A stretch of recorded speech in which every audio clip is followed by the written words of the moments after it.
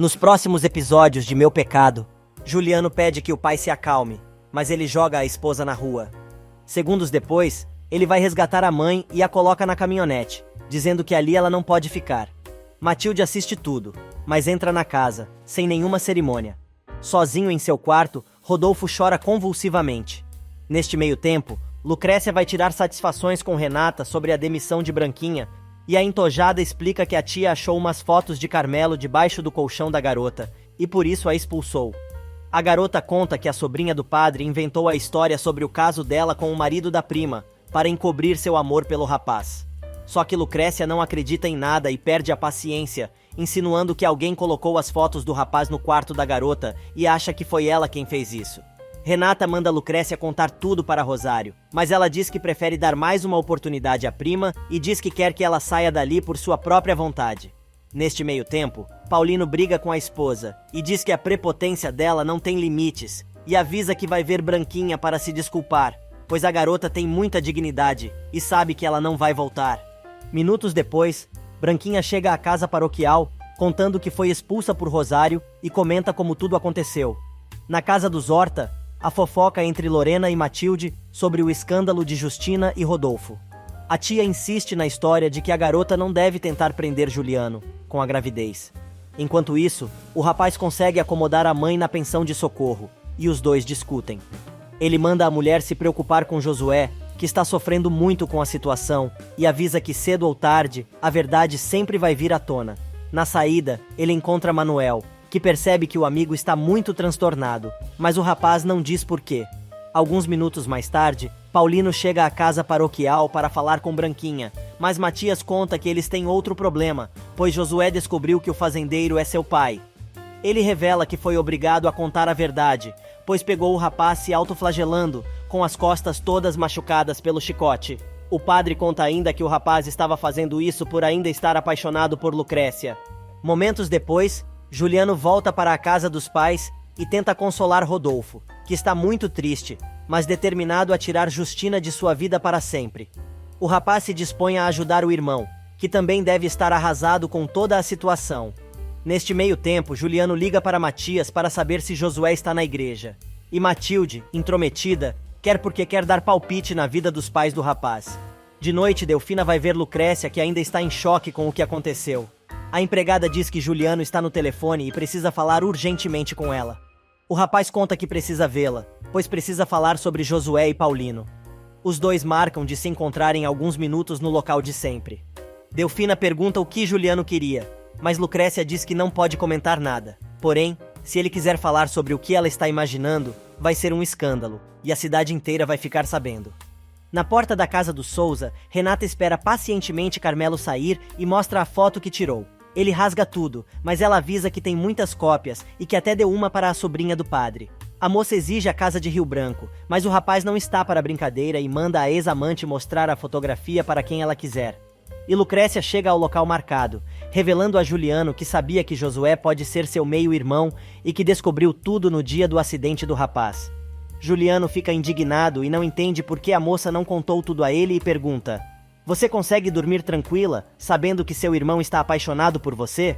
A garota tenta explicar que a paixonite de Josué só durou até ele entrar para o seminário, e agora ele já vai ser ordenado, mas Juliano conta que o rapaz ainda não a esqueceu.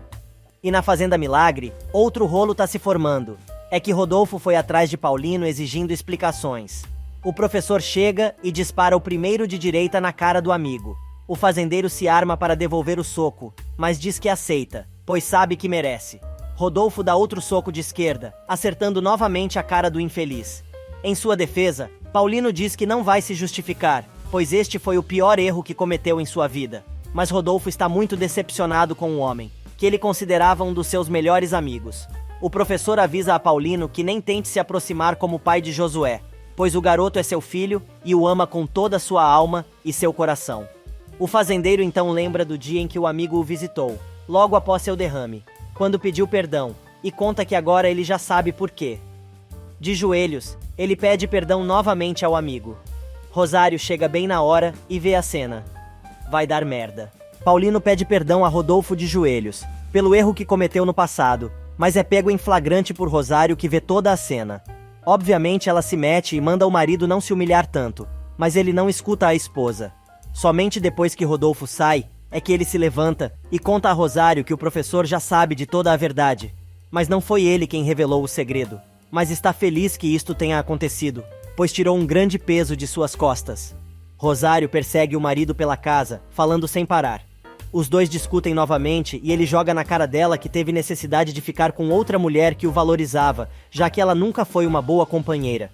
Paulino, que está disposto a colocar todos os pingos nos is, ainda joga na cara da Mocreia que ela nunca o amou e se casou por interesse. Paulino diz mais outras verdades na cara da Bruaca e diz que, se o escândalo que está por vir é motivo suficiente para ela pedir o divórcio, que o faça. Enquanto isso, Carmelo está numa saia justa com seus companheiros de jogo, que foram cobrar os cheques sem fundo que o rapaz deu para pagar as dívidas. Se fazendo de desentendido, ele joga a culpa no banco e diz aos rapazes para não se preocuparem, pois vai dar um jeito. Os homens avisam que ele tem apenas 2 dias para pagar o que deve. Minutos depois ele chega ao bar de sempre e encontra Fidel. O entojado diz que no momento está sem liquidez e o bandido manda Carmelo pedir dinheiro aos sogros, pois descobriu que Juliano, além das terras, também está comprando toda a produção de maçãs. E o infeliz tem a brilhante ideia de que este é o momento certo para renegociar a dívida dos Cordoba. Mas o rolo não para por aí.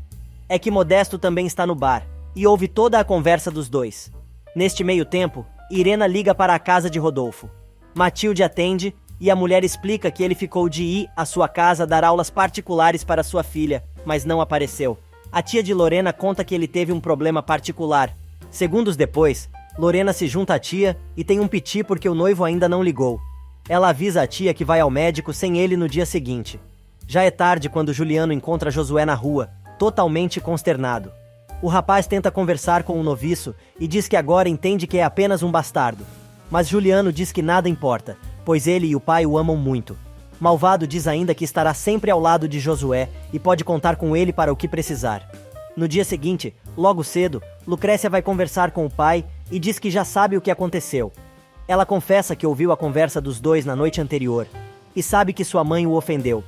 Mas Paulino revela que está cagando e andando para Rosário, mas está muito triste com o desprezo de Rodolfo, que é o que mais lhe importa, pois sabe que o amigo nunca vai lhe perdoar. Paulino percebe que a filha não está bem, mas ela evita comentar o assunto. Na casa dos Horta, Matilde vai puxar assunto com Rodolfo e conta que Irene ligou perguntando pelas aulas particulares. O homem agradece e sai, deixando a mulher no vácuo. Alguns minutos depois, Juliano chega à pensão de socorro, levando uma mochila com as coisas da mãe. Chorando, ela pergunta onde vai morar, pois não pode ficar ali para sempre. Ela quer saber se não pode ficar na casa da Álamos, mas ele responde que a residência está em obras. Justina pergunta sobre Josué e Juliano conta que o irmão não quis tocar no nome dela. Sem batina, Josué encontra Rodolfo em casa. Os dois se abraçam e comentam que é muito difícil superar tudo o que aconteceu. O professor diz ao filho que, para ele, não interessa se o rapaz é filho de Paulino ou não, pois o ama independente de qualquer coisa. Olhando nos olhos do rapaz, que agora está sem a batina, Rodolfo manda Josué fazer o que achar melhor para conquistar a paz que precisa. Na Milagre, Justina tenta conversar com o marido, mas ele diz que não tá afim. Ela insiste e pergunta como ele pretende tratar Josué de agora em diante. Renata escuta a conversa dos tios atrás da porta e ouve quando Paulino revela que não pretende mudar em nada a forma como ele e o filho se relacionam, pois entende que o garoto foi criado por Rodolfo. A doente finalmente revela que estava muito preocupada, achando que o marido iria incluir o bastardo em seu testamento. Paulino responde que se ele for mesmo seu filho, o garoto teria direito, mas Rosário avisa o homem para ele nem pensar nisso, pois o único filho dele se chamava César e blá blá blá. Rodolfo vai até a casa de Matias tirar satisfações com o amigo. Ele quer saber por que o padre se calou por todos estes anos. O sacerdote revela que tudo começou como um segredo de confissão, mas o professor não engole mais esta desculpa e grita: com o Ramiro também foi igual. Você sabia e se calou. Nós somos 3 amigos, e somente você ainda não se envolveu com minha esposa. Pelo menos acredito que não. Os dois discutem e Matias tenta colocar panos quentes, mas Rodolfo pede ao padre que não continue se justificando e assuma que foi ele quem colocou fogo na fogueira e causou tudo isso. Furioso, Rodolfo grita: vou dizer a mesma coisa que disse a Paulino. Nunca mais quero te ver na minha vida. Enquanto isso, Lucrécia trata de explicar a Delfina o novo drama da família. A empregada aproveita para desabafar e revela que Fidel anda dando em cima dela, mas está muito preocupada com Modesto, pois contou tudo ao marido. E Delfina estava certa. Modesto foi avisar Fidel para ficar longe de sua esposa e de Manuel, pois eles são a sua família. O bandido desafia o capataz, chamando-o de velho e duvidando do amor de Delfina. Modesto se irrita e soca a cara do bandido. Ele revida e aponta a faca para o capataz, apostando que Modesto não teria reflexos suficientes para enfrentá-lo. Mas o bandido se engana redondamente e Modesto não só tira o canivete das mãos de Fidel, como também o esfaqueia. O capataz se assusta e pede desculpas, pois não queria feri-lo. Modesto quer levar o sujeito para o hospital, mas ele expulsa o marido de Delfina. Neste meio tempo, na casa dos Horta, Matilde confessa à sobrinha que acha Rodolfo atraente. Ela lembra também de perguntar qual é o horário da consulta de Lorena, que disfarça e diz que ainda não marcou a consulta. A campainha toca e Matilde resolve atender. E quem está batendo é Renata, que está procurando por Juliano. A mulher diz que o rapaz não está. Ela pede para deixar um recado para o rapaz e pede que ele entre em contato com ela o mais rápido possível. Renata manda lembranças a Justina e descobre que a mulher não mora mais ali. Na casa paroquial, Josué chora, se lembrando das palavras de apoio de Rodolfo e do conselho que o pai lhe deu. As lembranças do rapaz são interrompidas pela visita de Lucrécia. Ela tenta conversar com o rapaz, mas ele conta que os sentimentos dele pela moça não mudaram. Na saída, ela encontra Juliano e conta que ele não está interessado em considerá-la sua irmã. A moça revela ainda que sabe que o rapaz precisa de um tempo para digerir a situação. Juliano insiste para que retomem o namoro, mas a moça está muito cansada e deprimida e revela que a vida tem mostrado que existem cada vez mais barreiras entre os dois. Ele a agarra e dá um beijão na moça. Chorando, Lucrécia implora para o rapaz nunca mais fazer isso. Na fazenda, Modesto conta o que aconteceu entre ele e Fidel. A mulher fica preocupada com a facada que o marido deu no bandido. O capataz está certo de que vai ser preso e diz que precisa conversar com o patrão. Mas Delfina diz que a coisa tá pegando fogo, neste momento, naquela casa. Alguns segundos depois, Juliano vai conversar com o irmão, para tentar convencer o rapaz a falar com Justina e colocar tudo para fora, para não apodrecer por dentro e nunca encontrar a paz. Neste meio tempo, Rodolfo chega na escola e encontra Justina, que o está esperando na sua sala de aula. O marido diz que os dois não têm mais nada para conversar, pois para ele, ela está morta. A mulher começa a chorar, implorar e fazer um dramalhão. Só que o homem não tem mais piedade e manda ela vazar. Irene chega e pega o professor atormentado com a situação. Ela diz que ligou para a casa dele no dia anterior e ficou sabendo que ele teve um problema e quer saber se as aulas particulares para sua filha estão de pé. Enquanto isso, Carmelo vai até a Milagre falar com Rosário sobre a dívida da família. Ela diz que vai continuar pagando conforme foi estipulado. Ele argumenta que Paulino disse que os Córdoba já têm condições de pagar a dívida. A mulher não se dobra e lembra que o acordo envolveu o casamento dele com Lucrécia, que foi a moeda de troca. Ela aproveita para dizer que a filha está divorciando do rapaz e resolve ajudá-lo financeiramente, pagando apenas uma pequena parte da dívida adiantada. Na cidade, Renata encontra Josué e pergunta por Juliano. O rapaz diz que faz pouco tempo que seu irmão saiu dali. A imbecil resolve tocar na história do tio, mas o rapaz não quer comentar sobre isso. Ela então joga seu veneno e diz que está disposta a apoiá-lo e o ideal é tirar vantagem de tudo isso. Mas o rapaz diz que não se interessa por nada que venha de Paulino. Neste meio tempo, Lucrécia chega na casa da fazenda e percebe que a caminhonete de Carmelo está estacionada na porta. Receosa, ela desce do carro, mas acaba encontrando o rapaz, que está saindo. Ela corre para as baias com medo, mas ele vai atrás. Com muito medo, ela manda o rapaz ficar longe dela, mas ele tem a coragem de dizer que se a moça tivesse cooperado, teria sido muito melhor.